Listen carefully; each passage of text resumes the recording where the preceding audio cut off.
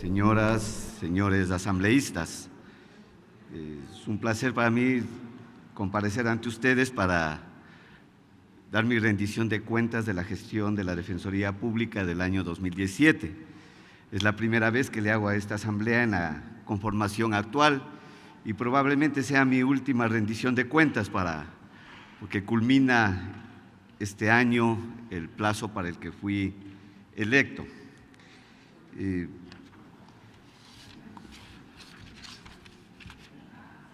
En primer lugar, vamos a hacer una presentación, un resumen, ya que por escrito vamos a dejar en más de 90 hojas la información completa de la forma como la ley exige que se haga estas rendiciones de cuentas. En primer lugar, la gestión administrativa de la Defensoría Pública. En esta lámina quiero evidenciar cómo está establecido el presupuesto de la función judicial en el Ecuador. Y vemos en la primera barra, la que está en rojo, que el Consejo de la Judicatura tiene un presupuesto de 523 millones de dólares anuales, la Fiscalía 153 millones y la Defensoría Pública 36 millones de dólares anuales. La buena novedad, la buena noticia en este momento es de que en la Defensoría Pública se ha ejecutado el 99% del presupuesto asignado. En cuanto a la gestión de personal, es bueno mencionar que en el Ecuador existen 733 defensores públicos en todo el país. Esto es una buena noticia porque tenemos alrededor de 4.7 defensores públicos por cada 100.000 habitantes. La media latinoamericana es 5, la meta del Plan del Buen Vivir es tener 5 defensores públicos por cada 100.000 habitantes, tenemos de momento 4.7, es muy bueno. Lo que quiero resaltar es de que dentro del modelo de gestión de la Defensoría Pública privilegiamos el trabajo misional. Por eso ustedes pueden ver de que el personal misional, defensores más asistentes legales, es el 75% del personal y solo el 25% es personal administrativo. Priorizamos la gestión misional de la Defensoría Pública. En este cuadro quiero que ustedes aprecien y resalten algunas novedades que es importante que ustedes lo conozcan. En primer lugar, las solicitudes ciudadanas por materias. Observamos de que en materia penal tenemos 147,000 solicitudes en el año 2017. En materias no penales, es decir, materia social, principalmente lo que es materia laboral, inquilinato, civil, tenemos 122,000 solicitudes, asesorías 42,226 y trámites de mediación, porque la Defensoría Pública también tiene una oficina de mediación, hemos logrado 1,400 casos solucionar. Aquí quiero resaltar algo que es necesario que ustedes lo adviertan porque es una alerta que debemos prender. En el caso de materias no penales, materias sociales, la mayor cantidad de requerimiento de solicitudes a la defensa pública está en cuestiones de alimentos y temas de violencia intrafamiliar. Resalto esto porque evidencia que estamos viviendo una sociedad violenta, una sociedad machista, de que siguen enraizados de esos criterios patriarcales.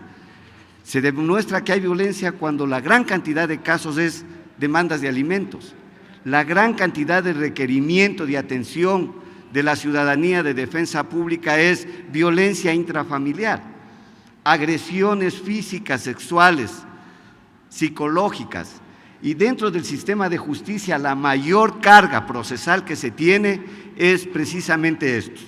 Y ahí hay que poner mucha atención, señoras y señores legisladores, porque también depende de reformas legales que pueden impedir esto, aunque no necesariamente la reforma legal puede solucionar el problema. Son temas culturales y el tema debe atacarse por el lado cultural, no por el lado necesariamente normativo.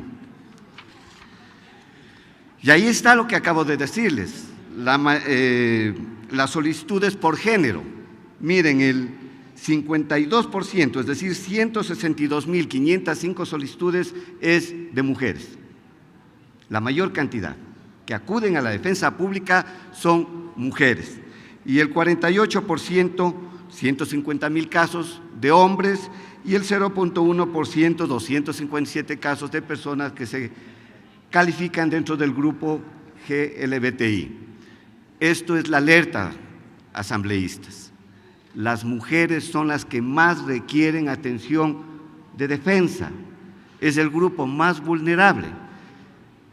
En las mujeres está la mayor proporción de violencia en nuestra sociedad. Y esto les insisto, le pongo énfasis porque requiere una atención prioritaria desde la Asamblea Nacional para atajar este grave problema que significa el incremento de violencia contra las mujeres.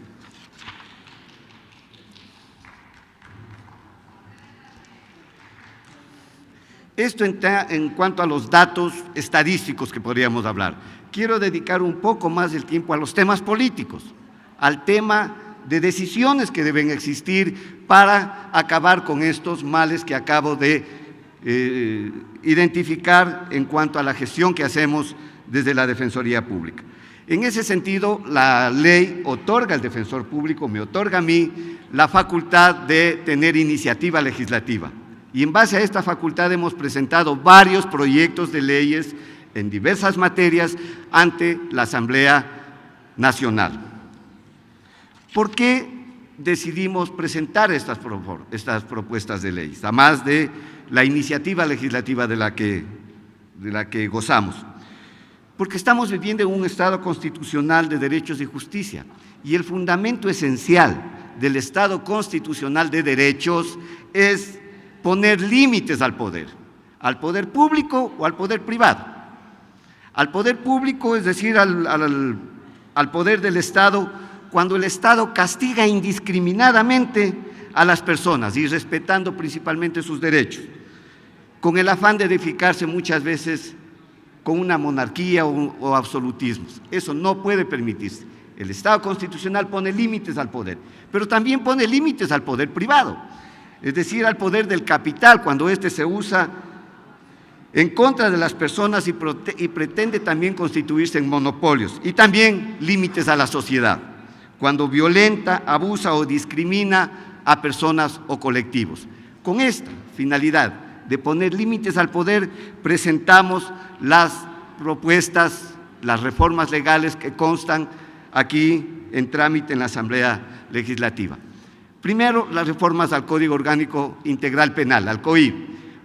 Voy a presentar esta filmina porque con esto vamos a fundamentar la necesidad de reformas al Código Orgánico Integral Penal.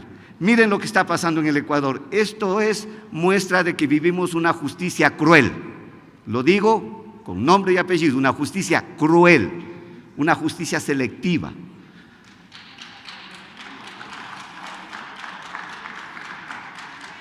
En este momento, de acuerdo a los datos del Ministerio de Justicia, en el Ecuador tenemos 36.441 personas en cárcel. 36.441 sin contar probablemente los alrededor de 1.000 adolescentes infractores que están en los CAI, en los centros de adolescentes infractores. Si ustedes ven el gráfico, advertirán que en el año 2010 existía alrededor de 10.000 personas en cárcel, menos de 10.000. Del 2010 al 2017 hay un incremento inhumano de personas en cárcel, 36.000. Y de ellas, al decir de la propia ministra de Justicia hace unos días, el 42% existe hacinamiento en las cárceles. Hace pocos años se construyó megacárceles. Y yo recuerdo que en un informe de hace 5 años aquí, advertí cómo se construyeron megas cárceles, inmensas cárceles, el reto era llenarlas. Y se cumplió el reto. Se los llenó y ahora tenemos 42% de hacinamiento. Es decir, existen más de 15.000 presos hacinados en exceso en el Ecuador. Pero el dato es terrible porque ahí vemos de que para el año 2017 En el Ecuador existen 225 presos por cada 100.000 habitantes. El Ecuador se ubica entre el 25% de países que más encarcelan en el mundo. Esto es fruto de una política que cree que el encierro es el único mecanismo de combatir los conflictos sociales que genera el delito. Totalmente equivocado. Eso es una política cruel, inhumana del sistema de justicia. Solo en el último año la tasa de crecimiento de presos fue del 38%. Ojo, 38% creció la tasa de presos en el Ecuador en el último año, mientras que el crecimiento poblacional del Ecuador fue de 1.6%. Ojo, asambleístas, si es que se mantiene esta tendencia del crecimiento poblacional tan exagerado del 38%, frente a la tasa de crecimiento de la población del Ecuador, del 1.6%, en algún momento ustedes y yo estaremos en la cárcel, todos. Esto es terrible. Estas proyecciones ya se han hecho en otros países y es necesario implementar políticas y reformas legales que impidan esta tragedia de llenar cárceles en el Ecuador. Multipliquen ustedes mentalmente, o si pueden hacerlo en sus computadoras, 36.441 presos por $25 diario que le cuesta al Estado tener en la cárcel a una persona. Son cientos de millones de dólares que pueden utilizarse en prevención del delito, en prevención de la violencia. Es más fácil decirle a un preso: te pago un salario mínimo vital para que no robes un celular. Le sale más barato al Estado. Esta tragedia tenemos que atajarla, asambleístas, tenemos que emprender reformas urgentes para que no continúe con esta crueldad en el sistema de administración de justicia penal en el Ecuador. Pero ¿por qué se da esto? Estos datos tan alarmantes. Yo afirmo, por la gestión diaria que realizamos en la Defensoría Pública, por la experiencia diaria que tenemos en la tramitación de los conflictos legales y de los juicios penales principalmente, que esto se debe a un modelo de gestión y a un sistema de control disciplinario y evaluación de los jueces equivocado, totalmente equivocado. El modelo de gestión, la creación de las famosas unidades de flagrancia. Las unidades de flagrancia, lo reitero lo que dije hace unos años acá, son máquinas de moler carne humana. Ahí casi nadie sale sin prisión preventiva. Toda la política va dirigido a eso. La evaluación y el control disciplinario. Existen jueces que han sido destituidos por error inexcusable, por no haber ordenado prisión preventiva en un caso, o en otros por haber revocado la prisión preventiva. Terrible. El mensaje que se manda a todos los jueces es: en todo caso ponga prisión preventiva, aunque sea lo contrario, va a ser sometido a un proceso disciplinario y probablemente sea destituido. Estos modelos de gestión, estos sistemas de control disciplinario y evaluación tienen que cambiar, porque lo único que genera eso es una política del sistema de justicia totalmente cruel e inhumano. Estamos viviendo un sistema de justicia de estadísticas y nos olvidamos de los derechos de los ciudadanos. Bueno sería que se valore cualitativamente la administración de justicia para determinar cuánto respeto a los derechos humanos tienen las decisiones de los jueces. No cuántas sentencias resuelven, cuántas causas resuelven, cuántas audiencias fallidas hay. No, eso no me preocupa mucho, sino cuánto de humano tienen las resoluciones de los jueces. Por eso presentamos las reformas al COIP. Lo presentamos en el mes de junio del 2016, es decir, ya vamos para casi 2 años, año y medio.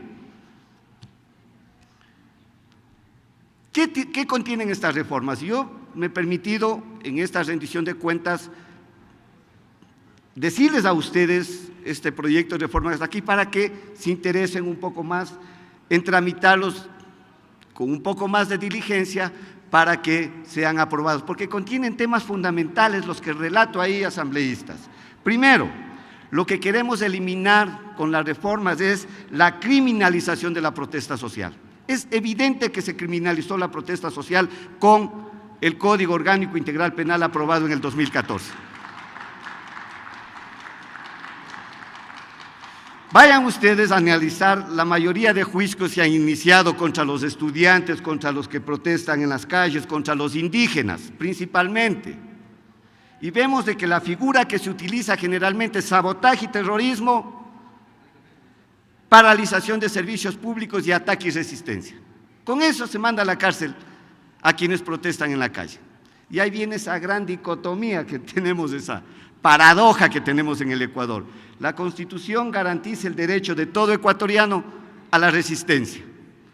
La Constitución garantiza el derecho a todos los ecuatorianos a la protesta, pero el Código Penal te sanciona cuando protestas o cuando te resistes a cumplir una orden o una disposición ejecutiva o judicial que consideras que no es justa.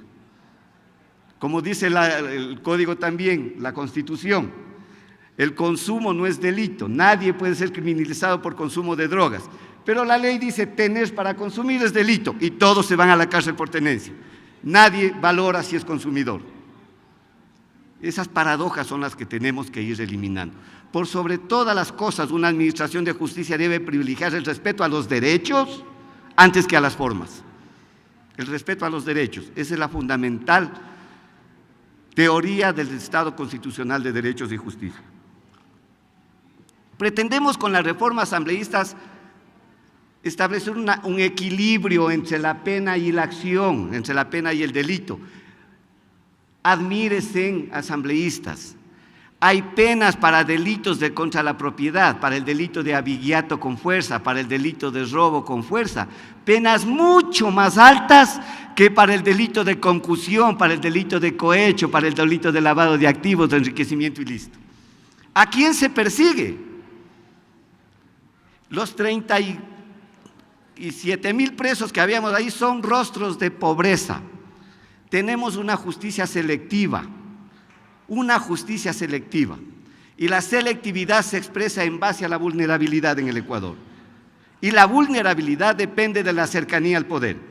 Eso sucede aquí y en cualquier parte del mundo. Mientras más cercano al poder estás, eres más impune. Mientras más lejos del poder estás, serás objeto de persecución por el aparato punitivo estatal. Lo único que pretendemos es una justicia moderna, que equilibre el poder punitivo del Estado con los derechos de los ciudadanos. Eso es lo que pretendemos con esta reforma. Mire, queremos garantizar los derechos de los ciudadanos en los procedimientos directos y abreviados. Desde el 2014 que se aprobó el COIVA, asambleístas, ahora usted, cualquier ciudadano, puede tener sentencia en delitos con penas de hasta 10 años en 10 días. 10 días, en 10 días. Ahora ya estamos escuchando que no, los delitos de lavado de activos, los de concusión, los de cohecho, que van a salir a partir de esta sentencia de asociación ilícita, van a durar 2 años, 3 años. Ahí sí todas las garantías del Estado para ellos. Pero en los delitos contra la propiedad, 10 días. Eso es justicia selectiva. Se selecciona al más débil, al más humilde. Esto no podemos permitir en un Estado constitucional de derechos. Regular el uso abusivo de la prisión preventiva, por favor. En el Ecuador, la prisión preventiva es la regla, no la excepción, como dice la Constitución. Y estamos regulando con los estándares de la Corte Interamericana. La Corte Interamericana ya puso estándares para que los jueces pongan prisión preventiva, pero acá no se atiende ningún estándar, ni de la Constitución, peor de la Corte Interamericana de Derechos Humanos. Y en mi propuesta de reforma incorporamos los estándares de la Corte para que la prisión preventiva no se use inhumanamente, no se use indiscriminadamente. Pero ¿cómo los jueces no van a usar la prisión preventiva si se destituye un juez por no poner prisión preventiva? Esos son los modelos de gestión que no pueden continuar existiendo dentro del sistema de justicia. Combatir la corrupción, eso queremos con las reformas. Ahora está de moda este tema de la corrupción, que cada día amanecemos con este tema de más corrupción. Miren, un Estado permisivo que a partir de las declaratorias de emergencia, del giro especial de negocios, eso permitió que exista corrupción, Se blindó esto con una reforma legal. ¿Qué dice el COIP? Que el fiscal no puede iniciar una acción penal, ni siquiera una indagación previa, asambleístas, ni siquiera una investigación previa puede el fiscal iniciar si no hay informe de la Contraloría con indicios de responsabilidad penal. Eso es fatal. Eso es un premio para los tramposos, un premio para los corruptos. En junio del 2016 propuse esa reforma, eliminar el requisito de procedibilidad del informe de Contraloría con indicios de responsabilidad penal. Le coartan a la Fiscalía. Lo que estoy proponiendo es de que la Fiscalía puede iniciar una investigación, puede iniciar una formulación de cargos sin el informe de la Contraloría. El informe lo requerimos para la acusación, pero le permitimos al Contralor, al fiscal que actúe. Miren cómo se enfoca el criterio penal y punitivo contra los pobres.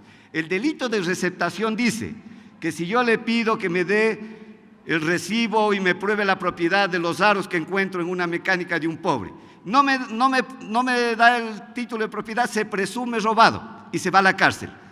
Pero acá en los delitos económicos, en los delitos de corrupción de los pícaros, ¿qué nos dice? Todos sabemos que el ministro roba, todos sabemos que el alcalde, el prefecto está robando, pero no podemos hacer nada hasta que nos den el informe de Contraloría. Todo esto tenemos que acabar con aprobando estas reformas. Y finalmente, en las reformas lo que pedimos, ya discutamos con responsabilidad este tema, asambleístas, despenalizar el aborto por violación. Por Dios, Ecuador es el único país que mantiene esa figura. ¿Cómo es posible que estemos aprobando aquí leyes contra la violencia de género, leyes que eliminen la violencia contra la mujer, cuando desde el Estado generamos esta violencia, mandando a la cárcel a las mujeres que abortan cuando han sido violadas? Esto no puede permitirse. También hemos propuesto una reforma al Código de la Función Judicial para garantizar la independencia de la justicia, la independencia del juez. No es posible que el órgano administrativo de la función judicial, el Consejo de la Judicatura, conformado inclusive por quienes no son abogados, valoren las decisiones jurisdiccionales de los jueces y destituyan por error inexcusable. Eso es en el único país que pasa es en el Ecuador. En otros países hay el error inexcusable, pero como figura para la indemnización de daños. Esto tenemos también que eliminarlo en el Código de la Función Judicial. Todos los analistas políticos y jurídicos que han opinado sobre el tema aconsejan a la Asamblea eliminar la figura del error inexcusable como sanción disciplinaria. Acojamos eso. Por último, también participamos con propuestas alternativas en la discusión del Código Orgánico de la Niñez y Adolescencia. Y hemos pedido el archivo del proyecto que presentó el expresidente Rafael Correa. ¿Por qué pedimos el archivo? Lo fundamenté esto en la Comisión de Justicia. Primero, porque este proyecto es fundamentalmente patrimonialista. Un minuto. Solo se refiere a las pensiones,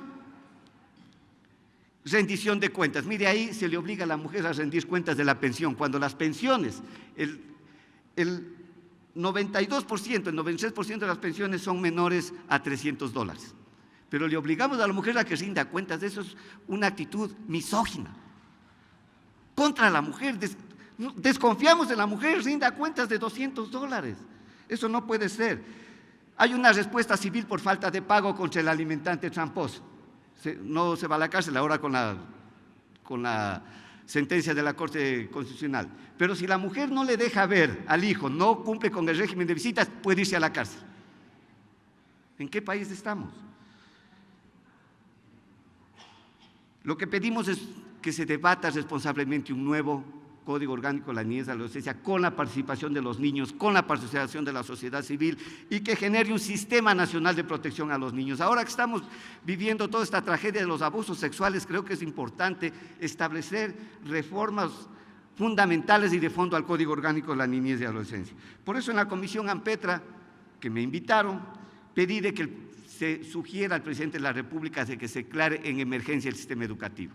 No solo por los abusos sexuales, sino para desde ahí establecer políticas más claras, mecanismos más adecuados, protocolos más exigentes para el amparo a los niños y niñas y a los adolescentes, para que nunca más desde el Estado se proteja a los pedófilos, para que nunca más desde el Estado se proteja a los abusadores sexuales.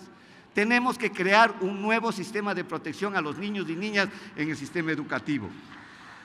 Y finalmente, con esto concluyo, señor presidente, también en el ámbito de mis competencias presenté un amicus curiae a la Corte Constitucional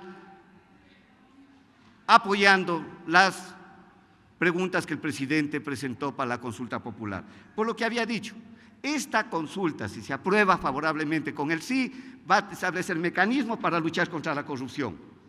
La pregunta 1, va a establecer mecanismos para poner límites al Estado. La pregunta 2, no a la reelección indefinida, son límites que se pone al Estado, al poder estatal, para que no se abuse del poder estatal en perjuicio de todos los ciudadanos. Y con esto democratizamos también las instituciones. Yo creo que con esto vamos a democratizar la democracia. Hay que democratizar la democracia.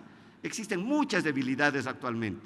La desinstitucionalización está generando esta falta de democracia en el Ecuador. Y democratizaremos la democracia con la respuesta que la ciudadanía dé favorablemente a la consulta. Y termino invitando a ustedes, señores asambleístas, a que en el menor tiempo posible den trámite y aprueben estas reformas que desde la Defensoría Pública hemos presentado y que ustedes ven son de fondo. Van a transformar el sistema de justicia, van a transformar el sistema político en el Ecuador y van a generar mejores opciones para que la justicia sea una justicia que equilibre el poder punitivo del Estado con los derechos de los ciudadanos, no solo perseguir a los pobres. No, los pillos, los corruptos de cuello blanco también tienen que ser castigados por la justicia. Muchas gracias, señor presidente.